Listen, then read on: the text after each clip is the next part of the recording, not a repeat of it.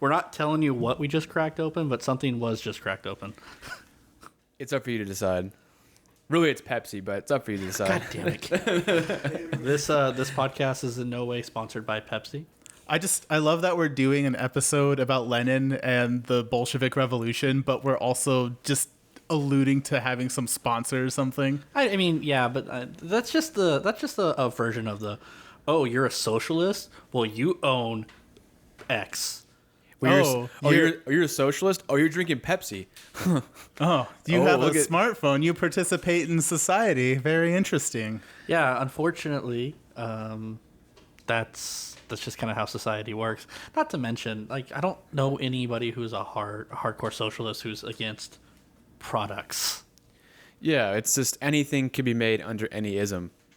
Yeah, it's more so about the conditions through which they're made and the governing structures of the economy and politics. But anyway, how are you guys doing today?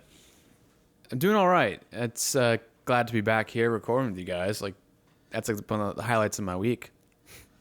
I'm doing okay. I have had a weirdly busy last couple of days, which is weird because pretty much every weekend during quarantine has just been really low key for obvious reasons. And then I've just been super busy for like the last 4 or 5 days. So this is a nice little cap to the end of that. And as a side note for people at home who are listening, I actually got a little book that I found at a used bookstore by Lenin. And it's like 128 pages, and I almost finished. I got to page 112, but I did not quite get all the way. So you know that this episode's coming in with all the good information from the man himself. The guy who also wrote Imagine. I think you're thinking of the wrong Lenin there, pal. I know. I'm pretty sure I'm on point. I mean, he was always my favorite member of the Beatles. Oh no, McCartney is so much better than Lennon. I always liked Fidel better than Lenin, actually. George Harrison. I parrot Alex's opinion. Yeah, Caroline. It's the best Beatles, George Harrison. Caroline would agree with you. And also, I was talking to Alex a few days ago, and he chimed in on our milkshake debate. So he said it's neither dessert nor beverage. He believes that it is a soup. I hate that so much. Actually, through extensive polling at my work, after I was posting that clip while I was at work. So after extensive debate and polling, dessert won 6-4. Really? I mean, this is definitely is a hot dog, a sandwich kind of territory. Yes. But I mean, like, when you go to a classic, like, Watson-style restaurant, like, you get the ice cream on the side, too, and you use a spoon. So I can understand Alex saying it's a soup. No, I still hate that a lot. No. I think he's way more on point than even myself. Damn. And I agree with him. Like, I'm like, you know what? Kind of makes sense, you know. All right, that is real brotherly love. Join the conversation. I will What stand. do you I will believe? stand for Alex. Yeah, people after this episode are going to be like, "Look, say what you want about Lenin, but how dare you say a milkshake is a soup?" Well, should we get into it, boys? Yeah, let's do it. All right, welcome back to A Mouthful of History. I am, as always, your host, Nicholas Mutt, joined with me, as always. I need a better way of saying that. Anyway, Cameron. And David. Hello there. All right. So for those of you guys who have been listening to our previous episodes, thank you. I personally do think our two-parter on Vietnam is actually one of our best that we put together. I believe so, too. I think being able to record in person again was really nice and really helpful. Isn't it just amazing that we're able to do this again? Just being able to like converse and like just look at each other is nice. Yeah.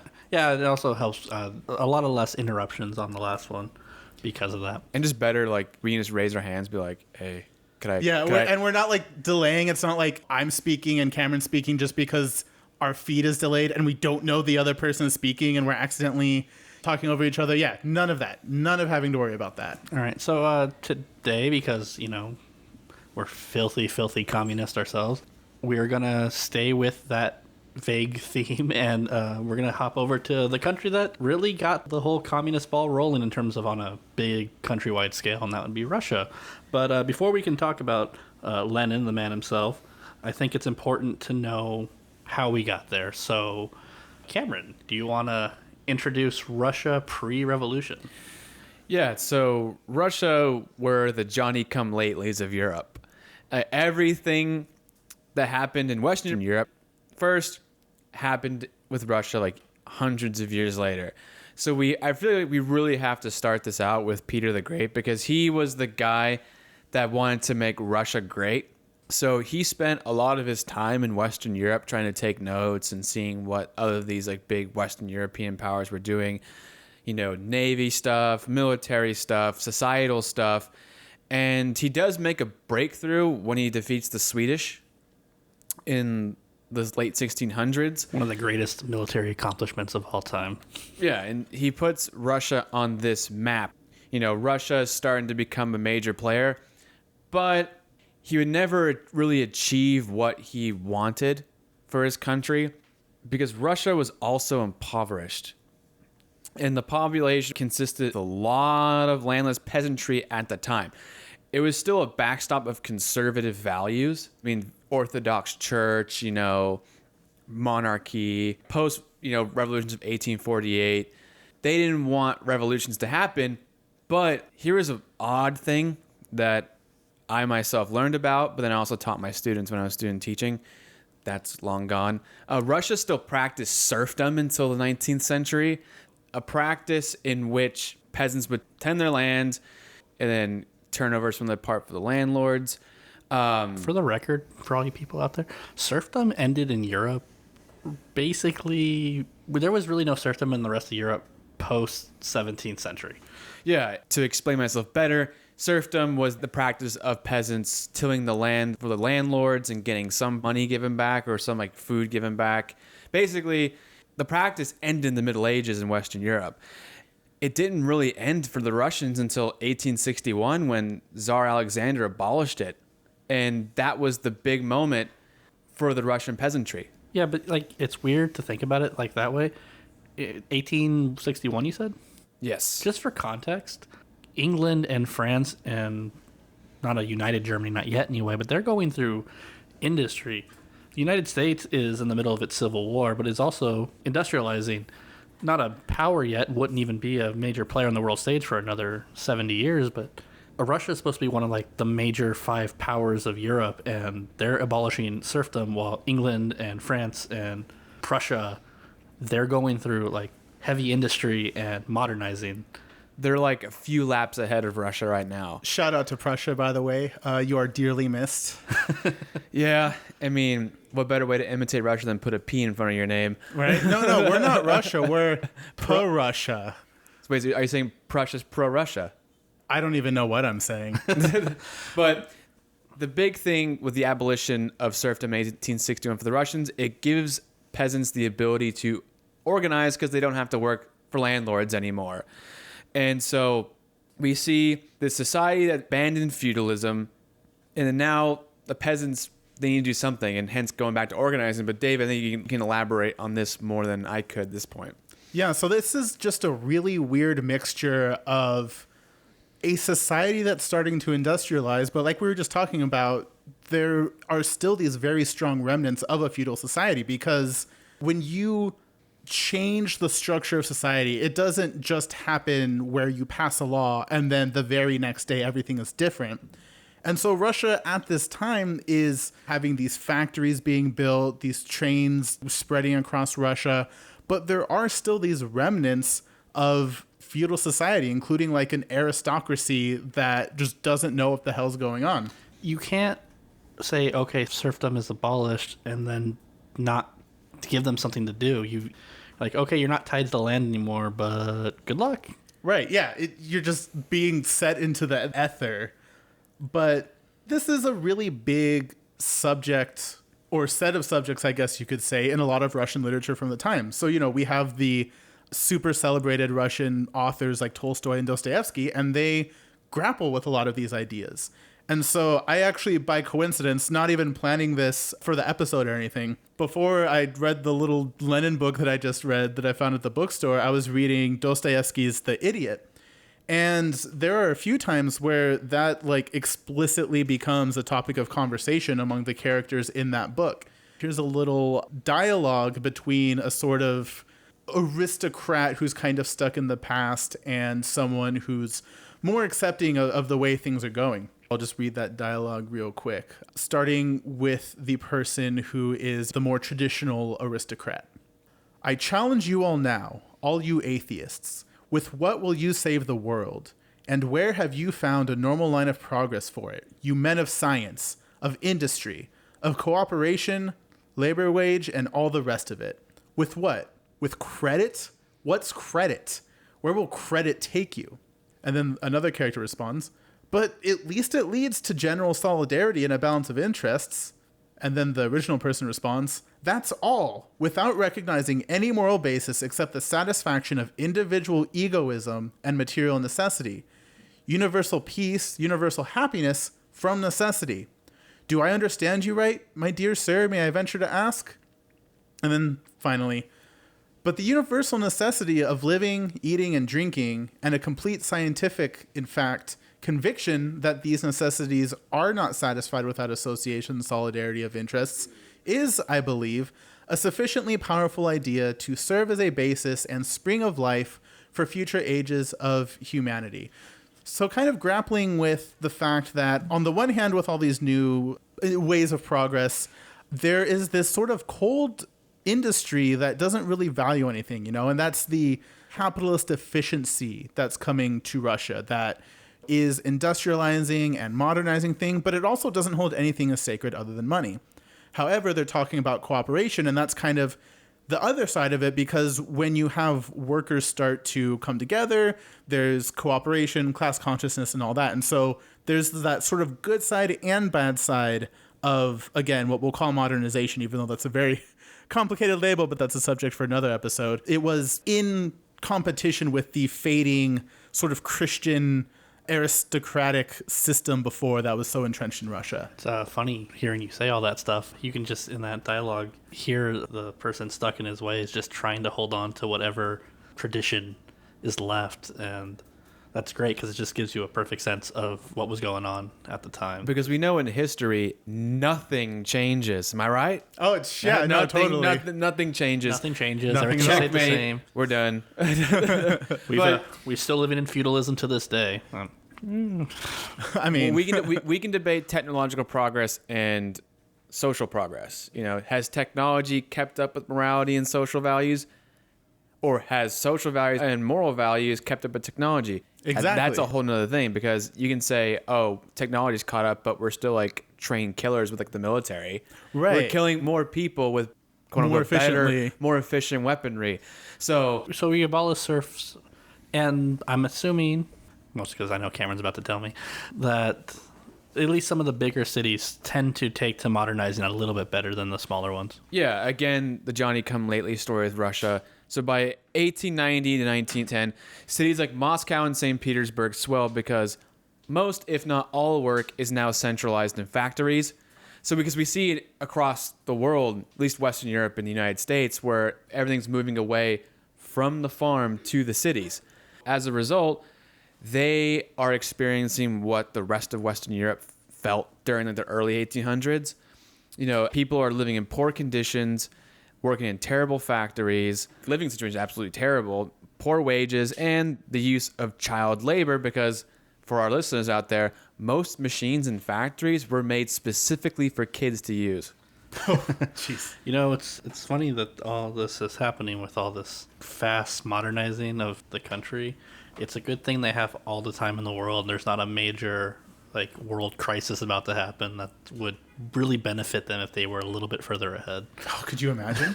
And as a result, the average Russian citizen is emboldened further to organize. When you have people organizing, people striking and protesting and gathering together for a better wage, better living conditions, better working conditions, the government's going to try to crack down on that. So the government responds to mass organization. Russia was considered the backstop of conservative ideals in Europe. They're ultra conservative because, you see the pro-monarchy, as we see in the idiot aristocrat trying to hold on to his values. Alexander III, who, again, succeeded Alexander II, looking at logical order, he opposed national groups, he controlled information, and sent political prisoners to Siberia. I mean, that's kind of like the classic shtick with Russia. commit trouble, you're going to Siberia. So Tsar Nicholas keeps up these policies. He's going to be at the center of the revolution for a later episode. I want to say this right now about Tsar Nicholas II.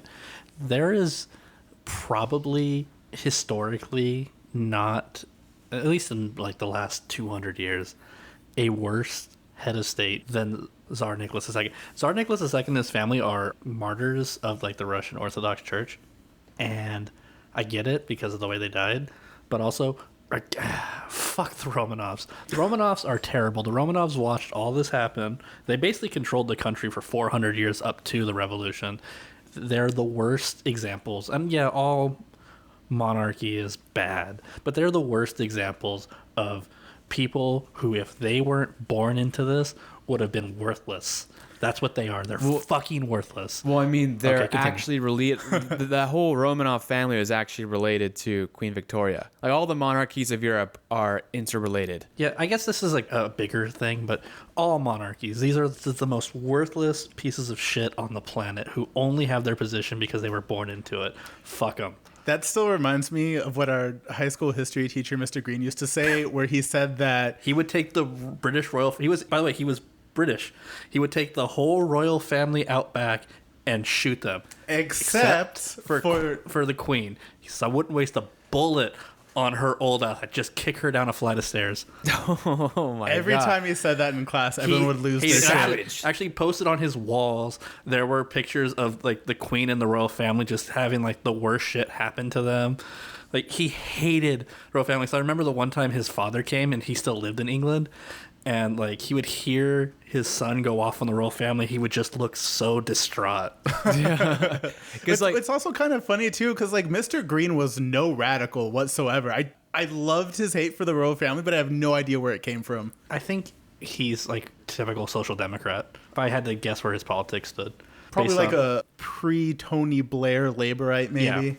Yeah, if I had to guess. I mean, we could always ask him, but I don't want to really ruin his retirement by that. And the fact that the monarchies were so related, Nicholas would always refer to Victoria as Vicky, and he would talk to Kaiser Wilhelm, and he would just refer Willie. Willie, Nicky, and Vicky. Another worthless piece of shit. Damn, they sound chill. And so, with the Russian people starting to organize even further with just how obscene and terrible industrialization has happened to the countries, we see a guy who was one of the big figureheads of history. He also wrote Imagine. He was also a part of the Beatles, and his name was Lenin. Vladimir Lenin was born in Liverpool, right? He was. I think you're just a century behind. I'm talking about Ulyanov. Oh, damn. Vladimir Ilyich Ulyanov. But you really we can't get into Lenin just yet. We have to talk about the guy who influenced Lenin. That's Karl Marx. I mean, yeah, he wrote the seminal piece of our time, the Communist Manifesto. Or Das Kapital. Both, but the Manifesto was like the more, like... The Communist Manifesto is easier to read. Easier That's to read, Way easier.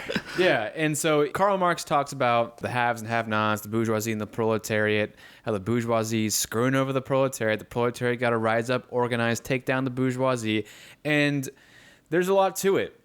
And there's this whole idea of class consciousness. David, on here, what is this idea of class consciousness that Karl Marx and Friedrich Engels wanted to talk about and instill in the people? So the way that they saw it, to put it in just the most simple terms possible, is let's say the three of us are working at a factory. Now, back then, as opposed to today, if you're working in the same factory, you're taking the same public transit to work, you're going to the same bars after work, you live in the same housing tenements, you're being underpaid, the places that you do live are horrible. They're just not well kept up. They're infested with vermin. There's not adequate sewage and plumbing and everything. So you're in a shit situation. But again, let's say that the three of us, David, Cameron, and Nick, are working at the same factory. We're neighbors, like across the hall from each other. And when we have enough money to, we go to the bar after work. We will, by nature of being around each other all the time and being exploited as workers, going to talk about our experiences. And through talking about them enough, we're going to realize that we have a lot in common.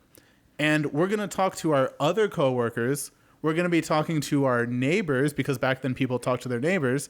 We are going to be forming these bonds and gradually realizing more and more that we all, as the working class, have so much in common. From there, according to Marx and Engels, what would happen is, in creating that class consciousness through just bonding over our shared experiences as workers, we will organize well enough to seize the means of production, which is just a fancy way of saying like seize like the factories and all the other things that make the economy run. It's like, look at us. We were in the factory now. Yeah, exactly. We should use that as like the promotional piece for this episode. To offhandly try to like skew Captain Phillips. So yeah, Marx gets a bad rap, mostly from people who have no idea what Marx is trying to say. They literally could not tell you what like class consciousness means. They don't know what that means at all. I feel like some Americans, they grow up like people telling them you must hate Karl Marx, but they can't clearly explain why they hate Marx. Yeah, right. Like it's no. I have training partners on my Facebook feed that are like, "You wanted Marxism, well, here it is with quarantine," and it's like, you think being asked to wear a mask is Marxism? That doesn't make any sense at all. They put this umbrella like anything progressive is Marxist. Yeah, basically. Like it's a very lazy way of just like categorizing everything, when really Marx was all about industrialization, capital. And like Marxism, ideally, a Marxist politics be worker control of the economy. The government doing something does not make that something Marxist, because it also goes back to how the government is set up. Yeah. Okay, so Marx is responsible for the development of the ideals of socialism and communism, thus the Communist Manifesto.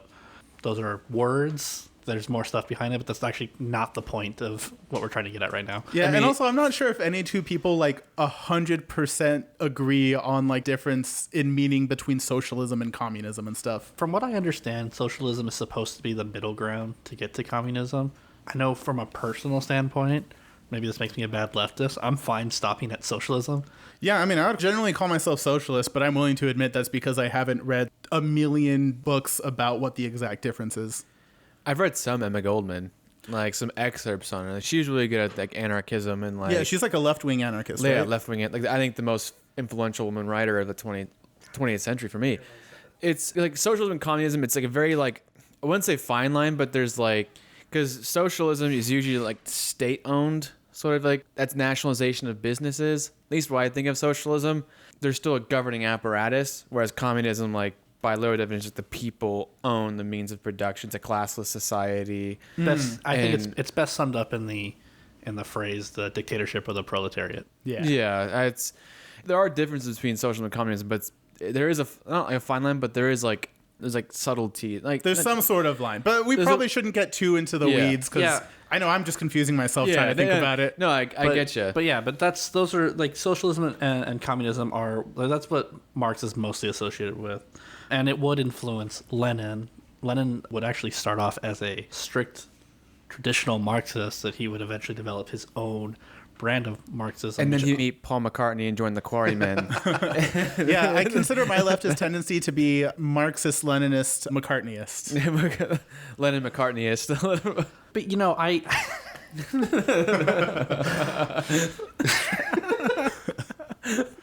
I believe Nick is a Marxist-Leninist Ringoist.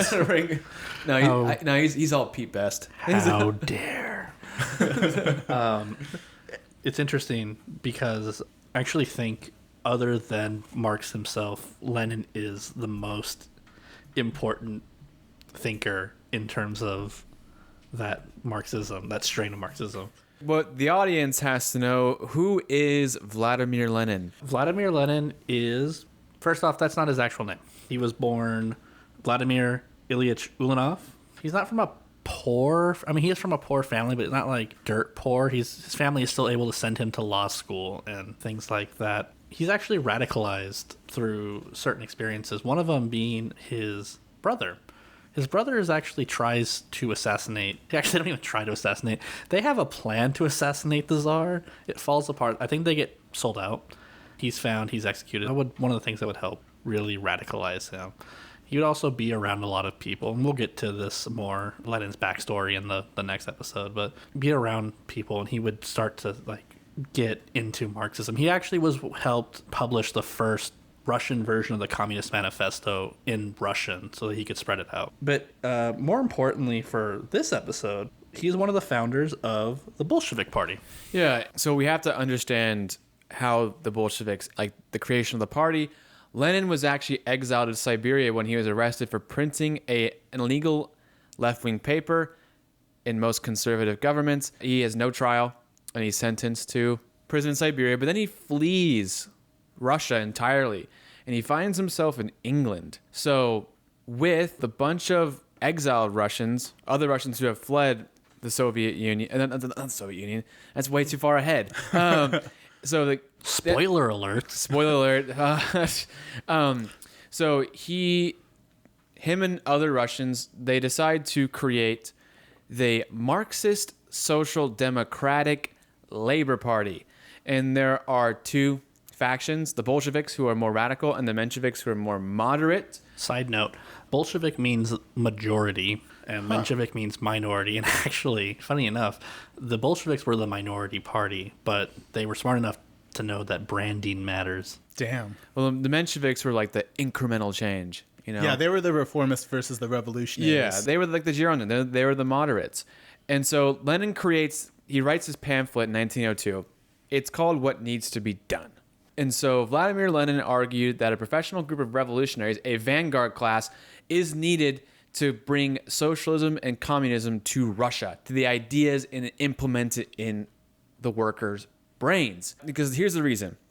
Lenin, does he sound paternalistic on this? Like, he believes that worker radicalization can only go as far as the creation of trade unions. I think paternalistic maybe. I actually just think that because It's like infantilizes workers. I think it's because, we're still like only a few, maybe decades or so removed from the end of the serfdom. You're dealing with not as literate society in Russia because they just haven't had those chances. That you have to. I think he's just looking at it from like, well, yeah, they're gonna need someone to lead them because there's only so many of us who understand what The bigger forces of what's going on. yeah, the bigger force, what's getting done. So, yeah, you could make the argument that he could put more in the hands of the proletariat. And at least from what I've read and from what I know of Lenin, it's what he wants. I think it is difficult because there is kind of a trade-off in either direction depending on how much you centralize a movement. Because, in recent years, some of the biggest issues with the movements that we've had, like Occupy and to a lesser extent Black Lives Matter, is that because there's no centralized leadership, basically, a lot of the demands are kind of inconsistent and scattered and they're more regional. And so that's how you kind of get how, for example, right now with the Black Lives Matter movement, for every protest that I've been to here, and from what I'm hearing from other people I know in other parts of the country and stuff who've gone to protests, a central demand is defunding the police and reallocating the funds for the police toward like social programs and stuff. But there's not like a central leadership that is making this culminate into a large focused movement. That's why a lot of people who don't want that or anything like that to happen, a lot of the debate has just gone towards statues and which statues shouldn't be up, which, I mean, there shouldn't be Confederate statues up, but it is distracting from the more material conditions that something like defund the police talks about. Yes, Yeah. basically. I mean, those statues went up during Jim Crow to remind black people of their place. That's what they exist for. Yeah. They weren't erected at the time of the... That'd still be bad, but there's no history there. It's same with the Confederate battle flag. But it's just amazing to me. And, I don't have much of a leg to stand on. I'm a white guy. But it's just amazing to me how defund the police has turned into... We're going to remove vaguely maybe offensive episodes of television shows off. That works, right? Yeah, and no one at these protests who has a sign that says, take off an episode of the Golden Girls where one of the characters has a face mask. Like, that's not happening, but that idea is getting hijacked. Because That's like the benefit of having like a unified movement where there is clear-cut demands, but also kind of a party apparatus. exactly. And, I do actually still think it is to an extent chauvinistic, but then again, when there's not that, it's not focused. So, it's really hard to declare either way, but there are definitely benefits to having like a centralized, organized leadership of some sort. Of course. That's true. I think. Oh, sorry. Go ahead. But the thing, it's just like, so Lenin argued that workers will not become Marxists overnight. And by just waging battles with their employer, they need to understand society, not just what's in their reality. And so Marxism is not just, in a way, economical. Like, you have to understand where do you live? What are the controlling forces that are overcoming the people? And Lenin wants that vanguard party to tell you, here's what's going on in society. And you need to know about this. And not only to pitch battles with your employer, but you need to understand the driving forces that are controlling and dictating Russian society at this point in time. Yeah, I think that's a good way to introduce Lenin, and we'll get back to Lenin on our next episode, but I do think we should probably pick back up in Russia. Yeah, contextually, throughout the 19th and early 20th centuries, Russia engaged itself in costly wars, which would also result in food shortages. So it started with the Crimean War. It started with the Crimean War. Not even the most embarrassing war they'd get themselves in. Yeah. And then it also gets even crazier with the Russo-Japanese War, as we talked about in the last episode. The Japanese kick their ass. Yep. In fact, I am mostly convinced that the reason why the Soviets were so willing to get involved in Japan towards the end of World War II is that they couldn't live with the fact that they got their asses kicked by the Japanese. It stung because, like I said on our last episode, the European powers, the Western powers, don't take non-European powers seriously. They barely take the United States seriously. Yep. Yeah. Until World War I, they basically don't take the U.S. seriously either. So much less a country in Asia. Yeah. Japan is actually the perfect example of like an anti-Russia. They're a country that was also feudal up until around the same time, but adapted quickly. One of the things that the Japanese did was they sent their people out to study other countries and learn and figure out how they modernize, how they do things. And actually, just fun side note real quick, that is actually how Brazilian Jiu-Jitsu started, because some Japanese cultural emissaries went to Brazil. They brought judo before it was called judo, and that's how Brazilian Jiu-Jitsu started. But if it wasn't for Chandler Bing, Matthew Perry, Japan would have been opened up. Sorry, Friends reference. The thing is, the most important thing is that it destroyed scientific racism with the Russo-Japanese War, in that this white European power lost to what the Europeans considered an inferior Asiatic people. It wasn't even a fucking contest. Yeah, but the thing is, this created discontent amongst the Russian citizens, and the popularity for the Romanovs started to fall apart. Good, fuck them. Yeah, because, there's always that saying that if you're in crisis, like if you're in domestic crisis, start a war to get support. But if you're already in crisis and then you get fucking spanked in a war with Japan or anywhere else, then that's going to make it worse. They didn't fucking learn. Like, what's his name? Napoleon III, towards the end of his reign, was starting to lose popularity. He picks a fight with the Prussians. The Prussians kick his ass. They capture him. That's it. You can't be captured and then go back to your people and say, hey, I'm still in charge, right? No, curtains. But the most important thing that could turn your popularity from good to really bad, despite a war, food.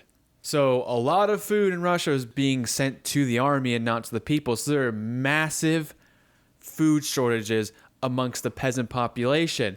And as a result, there are massive protests against the monarchy. One of these bloody days was Bloody Sunday 1905. On January 22nd of that year, a group of workers led by the radical priest Georgy Apollonovich Gapon marched to the Tsar's Winter Palace in St. Petersburg to make their demands. Imperial forces opened fire on the demonstrators, killing and wounding hundreds. Strikes and riots broke out throughout the country in outrage. In response to the massacre, Nicholas had to do something. So he promises the people and creates a series of representative assemblies, or Dumas, to work toward reform. But we all know these Dumas don't work. Yeah, that's basically They're doomed to fail. They're They're Alexander Duma to fail. Yeah, that's basically like the estates in France prior to the French Revolution. It's task forces. It's task forces, but you also have two estates who have class consciousness because they're on the same level, and they easily beat out the third estate. But this is a monarchy still. Who holds ultimate power still? Nikki does. And so these Dumas are created to give like the sense like, all right, I'm listening to y'all, but I have the final say still. It's the equivalent of a Congress and a dictatorship. It's there, but it doesn't do anything. Like, we're not talking about like, oh, he created a parliament where, you know, even up until England fully became a constitutional monarchy, you know, even with the king having ultimate say, you still had to get approval. That's not what this is. This is just the appearance of doing something without actually. Yeah, like even on a modern day smaller scale, it's like when there's a protest against, say, the police, and they're like, oh, we're going to do an investigation into it. And then, oh, our investigation of ourselves turned out there was no wrongdoing. You know, I always think it's funny. In every cop show I've ever watched, and I've watched quite a few, it's to my shame. The bad guys, the secondary bad guys are always internal affairs. Yeah. They're always internal. The police who police the police. Yeah. Do we expect the police to police themselves?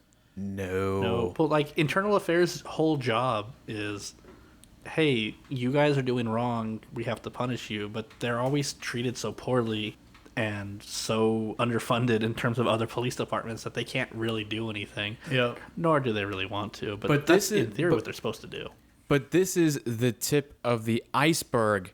So, do you think it's a appropriate time to end here? Give our listeners a little bit of a cliffhanger? I do. Well, we'll just finish it off with this. So this happens. There's minor reform, but nothing comes up of it, and then suddenly a big crisis happens in Europe, and the whole continent is thrown into war. And when you're already reeling, it can only get worse from there. When you tell Serbia that we'll back you up against Austria-Hungary, you're going to have to fulfill your obligation to back them up when it happens. But you can't promise to help somebody if you can't help your own people, and that's just only going to further the issue. So that's how we get to near the start of the Russian Revolution. When we come back, we will tell you guys what happened next. Anyway, again, just thank you guys for listening. We are really happy that we have an audience, that you guys are telling other people. So hopefully the audience will continue to grow, and we will see you again next time.